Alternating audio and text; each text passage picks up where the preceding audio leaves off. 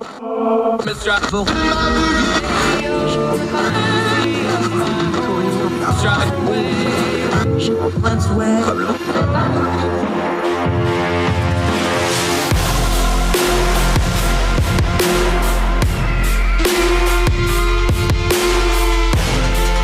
your host, Andrew Donaldson. This is Heard Tell.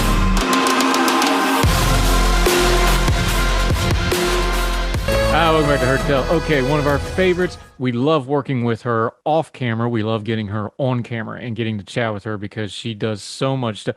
I can't even tell you how busy this person has been the last few weeks. Gabriella Hoffman is back on the program, even though you're on the road right now, aren't you?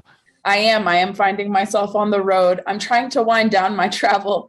That's a problem I have, but it's all good. And I'm enjoying it. As I was telling you before going on the air, I am in Colorado for the first time, which people find and are in disbelief over because I travel out west a lot. But no, really excited to talk to you from Colorado Springs more specifically. So we have a lot to break down. I'm excited to break down things with you. Proud home of the Air Force Academy, among other many, many beautiful things. Be careful walking around. That altitude will sneak up on you. Beautiful stuff. Ibuprofen. Yeah, no joke. Hey, look, I am a mountain kid, but the 3,000 feet of the Appalachians ain't the Rockies. It sneaks up on you. No. Let's start here because there's so much to cover, and you've been doing conferences and media appearances. Let's start a little big picture and then zoom back in because you were tweeting about something, and I read it last night because it popped up on my feed. The AP style book. We've been talking about guns in our country. We had some gun legislation passed that we can dig into it in a little bit, but it was a lot of rearranging nomenclature without doing a whole lot, but we can talk about that later. But they want to do the assault weapons ban again. It is one of Joe Biden's signature accomplishments in his entire career, the 94 signature assault weapons ban. So it makes sense they're pushing again, even though it's not going to go anywhere. There's a committee hearings about it right now.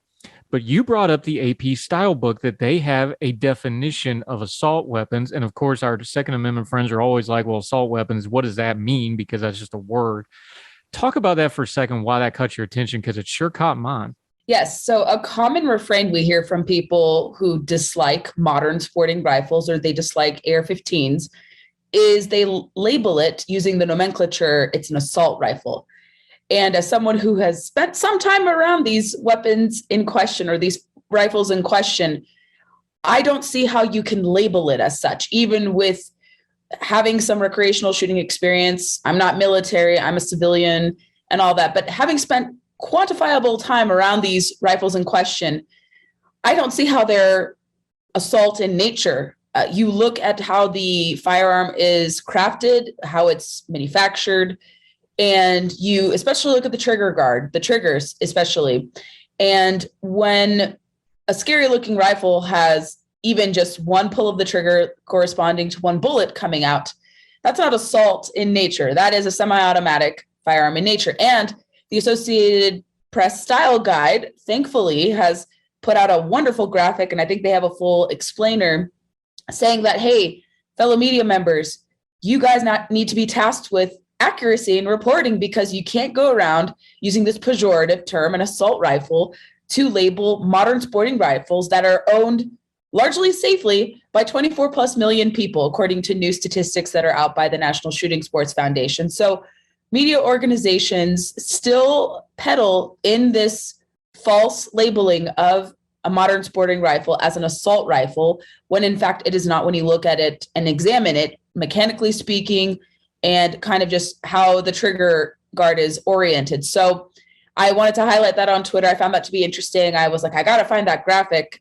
because it does tie into, I think today they're going to be questioning manufacturers in Congress to hold them culpable for mass shootings, which they don't have any culpability with because their products are not geared towards and marketed towards criminal usage. You talk to any one of them, I understand they want to go there to probably clear the record. And then we could talk about the immunity law, the PLCCA, if you want to dive deep into it as well, which actually does not offer full immunity to them. So that's kind of the wraparound for the graphic, because it ties into that hearing that is occurring today with manufacturers, because they want to hold them up as these horrible merchants who are peddling in death when in fact the opposite is true. I've been to SHOT Show. I've never felt unsafe going to SHOT Show where manufacturers gather. They like to see their products used safely. And so I hope they do clear the air if those that are testifying go there to do it and not get suckered into kind of the Democrat anti-gun talking points. I think they're going to go there to clarify and say, like, hey, we're in compliance. We're not fully immune, given different statutes within immunity in the PLCCA, that law that's in the books that actually got a lot of bipartisan support when it was passed into law in the early 2000s. A lot of Democrats actually signed in, the moderate Democrats that used to be there signed into that. So that's kind of a wraparound into that graphic and just the common mistake or deliberate intention of labeling modern sporting rifles, oftentimes AR-15 or Armalite rifle 15s, in this light. So I hope your listeners kind of understood that with kind of my big picture wraparound with it. Yeah, and the reason I want to get into this, and this is a little in the weeds, but you got to get in the weeds on this for a reason. They say, well, we want an assault weapons ban. We had one for 10 years, 94 to 2004. We had an assault weapons ban.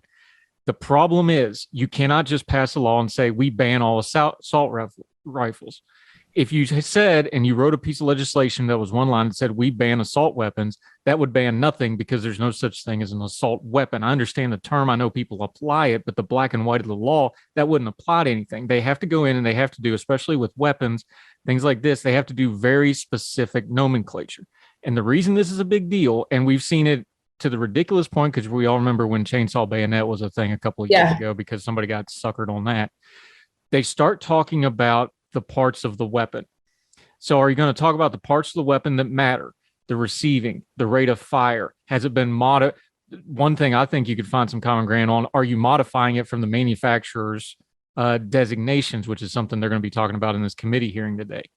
Or are you going to deal with things like, does the stock slide? Is it black? Is it scary looking? Does it have, 30 rounds instead of a 20 round magazine? These things that matter less than that. I know people are going to go to things like Uvalde and the school shootings and go, well, the police were outgunned, which they weren't, but we'll talk about that some other time. This legislation, though, is it going to be foolishness where you go into what it looks like, or are you going to actually deal with the nomenclature of what the weapon is designed to do? Because I know which way it normally goes over the last 10, 15 years I've been watching them do this, and they don't go to the serious part of it.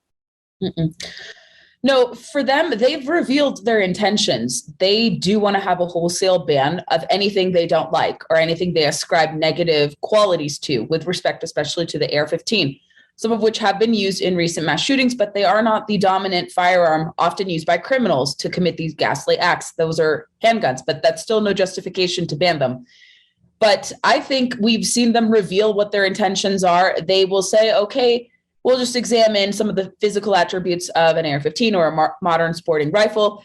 But when they're probed, and let's say the eyewitnesses will respond back to them and maybe school them perhaps about educating them on the different features, I think they'll reveal their true intentions. And they already have. They have said, we just want to start here, and then we will expand to banning every gun we possibly can. And I understand they say, well, this is a common talking point to refute gun control arguments, that they want to eventually go after everything. But it's kind of like an incrementalist ban style to slowly but surely go after, let's say, perceived scary looking guns, so-called perceived assault rifles, which are not assault rifles in nature. And then they're going to work their way up when they can, let's say, sucker in Republicans too, because there are a few Republicans who pretend to be for the Second Amendment who are starting to buy this, but there are a small number, few and far between, but a handful in the House do sometimes join Democrats to do this. I think Adam Kinzinger has expressed interest in doing this as well. And I think Brian Fitzpatrick of Pennsylvania is also in that group of Republicans that are very wobbly on firearms when it comes to these more detailed kind of more thought-provoking firearms that deserve to have more, let's say, attention awarded to them, given the unique features they have, because you can't just say it's an assault weapon or assault rifle here.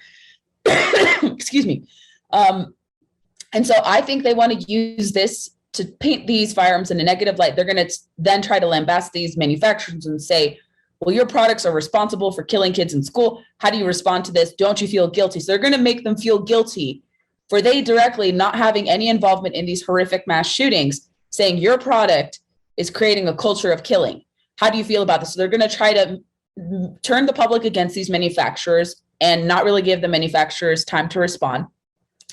And maybe some manufacturers will be able to overcome these really ridiculous questions that are expected to be wielded towards them, awarded to them. And like I said, I think it goes back to, they're going to start here. If they can successfully ban an AR-15, put it under the NFA, make it harder for people to obtain them, although there is a genuine market demand for them. Like I had alluded to earlier, the growth in ownership of AR-15s is not an accident. It's not some conspiracy to see criminals doing it. It's not creating a more criminal class. It's a lot of people who are buying this. So it's not some outlier purchasing behavior that we're seeing going on, but they want to make it into like a boogeyman that, oh my God, these rifles are proliferating. This is what's happening. If we don't regulate it, it's going to lead to more bloodshed. But like I had said earlier as well, AR-15s are not as commonly used in mass shootings as, let's say, handguns are, or let's say crimes involving firearms more so. So it's really hard to regulate and pinpoint a rifle, but you can easily discriminate against it because it aesthetically looks very scary. So I worry that they're going to use this example. Let's say if they succeed in doing this, I don't see them doing this in the Senate, even with a more divided makeup there.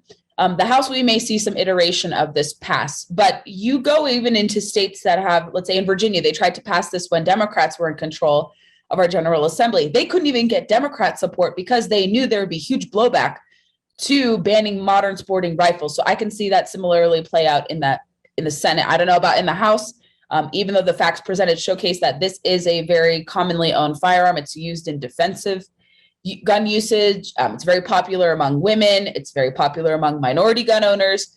And so for them, I think it's just a stepping stone to eliminate all guns from society. But they want to use this as a first example to then say, okay, we're going to eventually ban, let's say maybe an extended magazine, or maybe we're going to ban do-it-yourself guns, even though they may be ATF compliant and they have a serialized number. We'll ban ghost gun kits, although there is legal precedent and judicial precedent to not do it because Nevada just actually overturned their so-called ghost gun ban kit, citing First Amendment and also Commerce Clause concerns about doing that. I think it's just an incrementalist way for them to get to the public, to pull at the heartstrings, and then proceed full speed ahead. And like you said earlier, with Republicans signing on to this gun control piece of legislation, which sounds great with respect to nomenclature, but it's not really going to have an effect on mitigating crime. I think if they're able to capture Republican support for this, they're going to, again, then you can get wholesale gun control, but maybe there's still an appetite to say, whoops, we're not going to support this. This is above the pale for us. This is not going to please the public. It really has no effect on crime and mitigating instances of crime. And you may even get some Democrats, I think a few that are in swing districts that are very competitive this year. I think in Maine, there's a competitive district where a former Marine who is the Democrat incumbent is pretty vulnerable. And I think he has voted against some of the gun control measures recently, citing where he lives and how Maine is very rural and it wouldn't be the will of the people in his district to do so. But yeah, I think it could open the door to future gun control, confiscatory measures. And they've been going about this for many years. In terms of me observing it, I've seen them do this back and forth since Obama's time. So this is nothing new. And if they are to succeed in the messaging war with kind of painting these firearms in a negative light, what's to stop them from banning handguns? Because those are the most used in crime when criminals are using guns for enacting really horrific acts. So I don't think they stop here. They'll continue.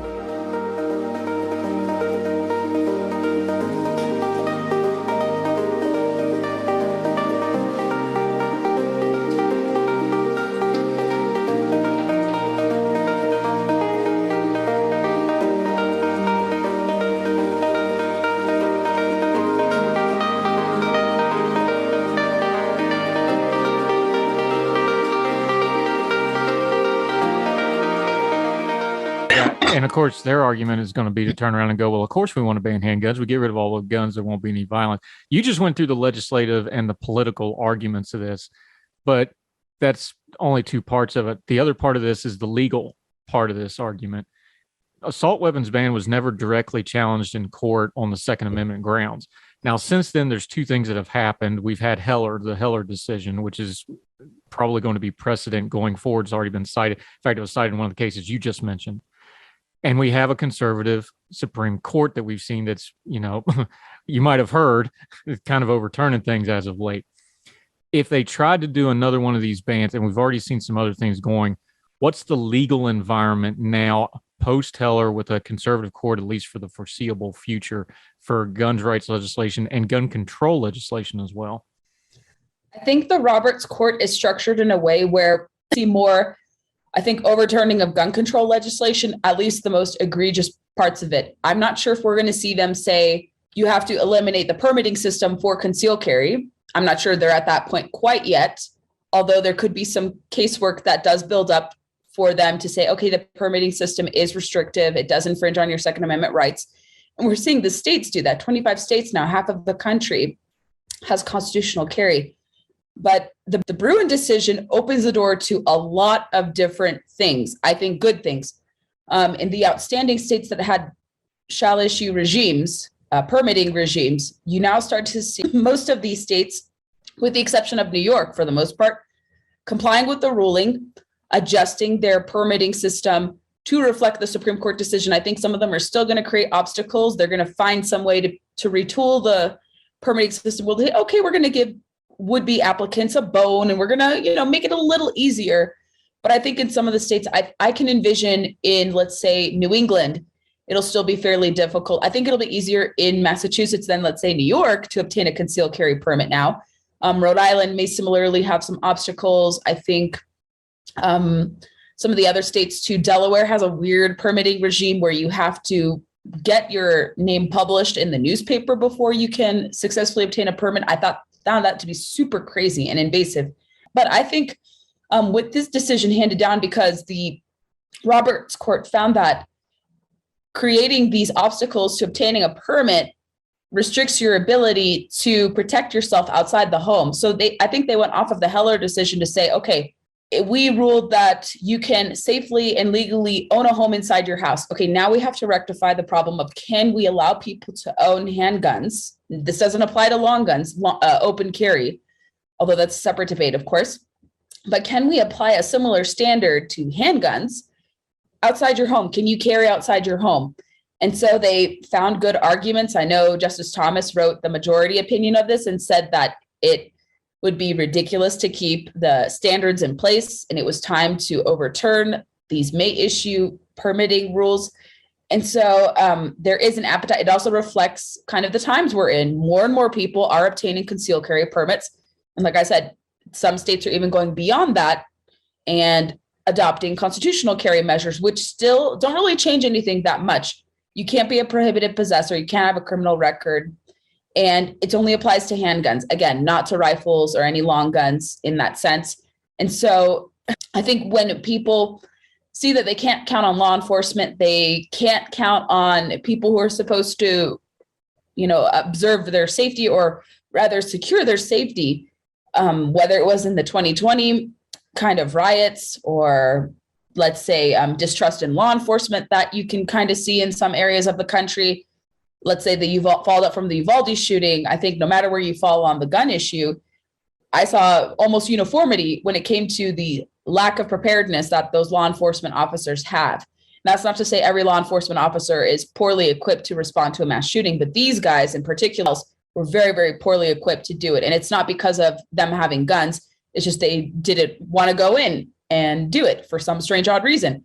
People see these different factors. You can't count on your government officials to protect you. You can't count on law enforcement. And you have vigilantes who are enacting harm all over the place in major cities, and now even in rural areas. You start to see crime going up in rural and suburban areas too. So no place is immune from the surge in crime that we're seeing. So Americans want to take it upon themselves to get a handgun. They perhaps want to learn how to use it. They want to get a permit to be able to safely carry outside their home. And so you see changing opinions. I cited two recent polls. I think it was a Marquette Law School poll and a Reuters Ipsos poll that showed that there is pretty overwhelming support now for concealed carry outside the home, although the methodology for the other questions about gun ownership was very weird, in my opinion. But it showed over 60% of support for concealed carry. So the Supreme Court is reflecting where public opinion is going on concealed carry. And I think more and more trends will follow that. And I think this court will hear more cases, because like I said, I still think some of these formerly may issue states are going to create obstacles. New York City is one example, or New York is one example, and New York City, the fact that they're not wanting to, basically, there's really no change to the concealed carry regime there. They're still restricting it from private businesses. It's not just public spaces or government buildings or public sector type buildings, government offices, things of that sort. Now they're keeping restrictions in largely public places, which would otherwise comply with the Supreme Court and shall issue there unless otherwise posted. But they're still creating a lot of obstacles. So I could see New York failing to comply with Bruen decision being further challenged, and maybe prohibitions to other aspects, maybe challenges to the suppressor laws, and other tools that are shown to enhance your experience and not contribute to crime rates in this country, being challenged in the court of law because this has created an opening. So I think for gun rights supporters, you can be very optimistic. They're not going to overturn all gun control legislation at this point in time, but I think they're going to be open to challenging a lot of really nonsensical laws that have kept a good portion of the country from enjoying their ability to conceal carry in public safely. Mm-hmm. Yeah. Talking to Gabriella Hoffman, fighting through a cold. She's playing hurt, but she's getting it done for us. We're going to take a quick break. Let her get a drink. When we come back, we're going to continue to talk about 2A. One of the things that's always thrown out at 2A folks is, well, you can still hunt and stuff. Well, she's a conservation expert. We're going to talk about the hunting because there's been a lot of regulation in that area. It all ties together. We're going to continue our conversation. Gabriella Hoffman, one of our favorites on Heard Tell right after this.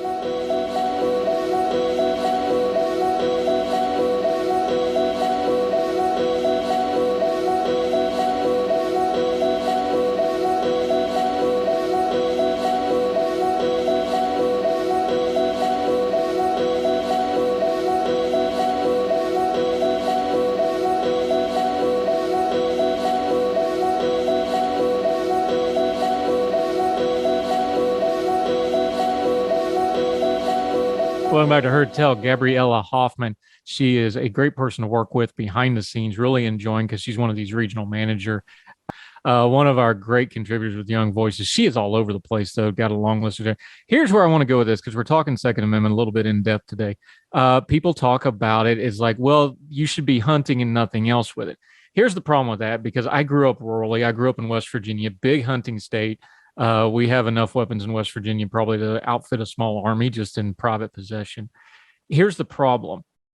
Hunting rights and sportsman rights have been under assault, much quieter than Second Amendment, some of the bigger things that people focus on, because that makes a lot more money. Let's just call it what it is. It gets more fundraising. Conservationists and sports rights, whether it's hunting, fishing, just good old-fashioned property rights and land use rights. You've been writing a lot about this. This really is the other side of the coin when we talk about the Second Amendment, though, because on one hand, folks are saying, well, it's for hunting and that sort of thing. Those rights have been trying to be restricted at the same time. It makes that argument a little disingenuous to me. What do you think? I think you're probably alluding to my coverage of the Return Act. And we could talk about that legislation too, and whether or not it is an infringement on the Second Amendment, as some Republicans are arguing. But the only connection really you could make between the Second Amendment being a guarantor of hunting rights, which it really isn't. There's no language associated with it in the 27 words pertaining to the Second Amendment. But the only connection you could really find is the funding mechanism that connects the two activities together. And that is a self-imposed excise tax that manufacturers and other sportsmen and conservationists wanted to see self-imposed in the 1930s through the Pittman-Robertson Act of 1937. And they recognized that if they were extirpating commonly owned or commonly known species, rather, from the landscape, that there would be a lot of turmoil in the future. And so you have now today over $15 billion that has been generated to go back to the states. This year alone, they say it's between 1.1 and $1.5 billion that has been returned to the states to help with target shooting ranges on public land, assisting with hunters education courses, wildlife conservation, habitat restoration efforts. And there's really no disagreement between manufacturers in the firearms industry and sportsmen to have this channel of funding that goes to all these activities. Now, with respect to the Return Act, the proponents of that, one individual in particular, Andrew Clyde, and he campaigned on this actually when he was running for Congress. He's an FFL dealer, and he sees any imposition of an excise tax as your infringement to keep and bear arms. But you talk to most people who are Second Amendment supporters who also happen to go hunting, you don't hear uniform support for his proposal. And what he wants to do is he wants to eliminate Pittman-Robertson funds. He claims it's unconstitutional. I've never seen that argument ever played out. And he claims, well, the Supreme Court is going to rule on this, and they're going to eventually make their way to say that this law is unconstitutional, and we have to get with the program. And when I explore excise taxes, the only connection, like I said, that connects hunting with the Second Amendment, your purchasing of guns and ammunition. I haven't seen any argument say that you're going to lose your gun rights, you're going to lose your ability to own guns. And when some of my friends have pressed this congressman about the Return Act, okay, show us where exactly the infringement occurs. Show us where downstream it hits consumers. And I haven't seen any evidence. I've been asking people in the industry. I've tried to do my own research. I looked at Tax Foundation. I looked at all these different things. I even looked at the Rand Corporation, where the other side, you have Democrats, anti-gunners. We have Congressman Don Beyer, who wants to impose 1,000% excise tax on modern sporting rifles to discourage purchasing power and purchasing behavior of people to buy this. I think both proposals are wrongheaded. And when it comes to this proposal for the Return Act, you're not really seeing a decrease in cost when you eliminate an excise taxes. Excise tax is formulated very differently from the sales tax. You're not going to see on your receipt, okay, this is what you saved with the absence of Pittman-Robertson. And so he also claims that it's going to be a replacement fund with $800,000 or $800 million to go to conservation funding to substitute Pittman-Robertson funds that are generated. And that's like a loss of, if we go with the least amount, the 1.1 billion, that's a loss of $300 million. If you go to the 1.5 billion mark, that's a loss of $700 million. And you see a lot of sportsmen and women who are also proponents of the Second Amendment. You see them say that, hey, this is not the battle to be fighting. This is not where we see attacks on your ability to own and keep arms. We impose this on ourselves. This is a way to check ourselves so we don't wreck ourselves when it comes to wildlife conservation. And also another component I alluded to, like I said, you eliminate Pittman-Robertson funds, people are not going to be able to enjoy recreational shooting on public target ranges. It's very expensive right now, by all estimates, to go to a private range. And private ranges are great. I've done most of my shooting at private ranges. But it's an attack on the Second Amendment if you want to make that argument, if you're not going to have funding for these public ranges. And during the Trump administration, they actually passed a bill to enhance it so more Pittman-Robertson dollars do go to target ranges. And that was passed almost with pretty big bipartisan support a few years ago. And so the way Pittman-Robertson is structured, again, it's a self-imposed tax. And then you also have this component where you are seeing funding going to target ranges. I think it's a lost battle. You shouldn't be dividing sportsmen and women who do support the Second Amendment in this light. And I think Republicans are going to have to answer for this if they claim we're sportsmen and women. And then people will see that, well, your name was attached to this very successful conservation law. So how can I trust you to defend my ability to go hunting, fishing, and even to protect my ability to practice target shooting on public ranges? So it's not really seen as an infringement on Second Amendment rights. And you see most of the gun manufacturers support Pittman-Robertson funding. So that's the unanswered question there. If they're in support of this, they don't see this as an infringement on Second Amendment rights. Why is this battle being waged?